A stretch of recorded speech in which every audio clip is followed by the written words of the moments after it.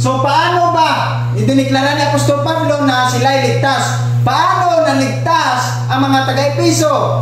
At ano ang aktual na pangyayari? Bakit sila inideklara ni Apostol Pablo na naligtas? Una, mga kapatid, na naligtas sila sa biyaya ng Diyos sa pamamagitan ng pananampalataya.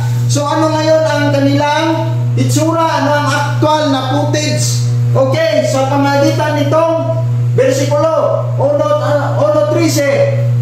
So narinig nila ang salita ng katotohanan.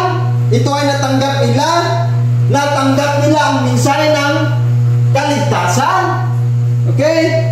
So sumampalataya sila sa mensahe ng kaligtasan. Ito, sumampalataya sila. Ang mensahe ng kaligtasan ay hindi mensahe ng kautusan. Ito ang natanggap nila. So mensahe ng na nagdudulot ng kaligtasan, hindi kautusan.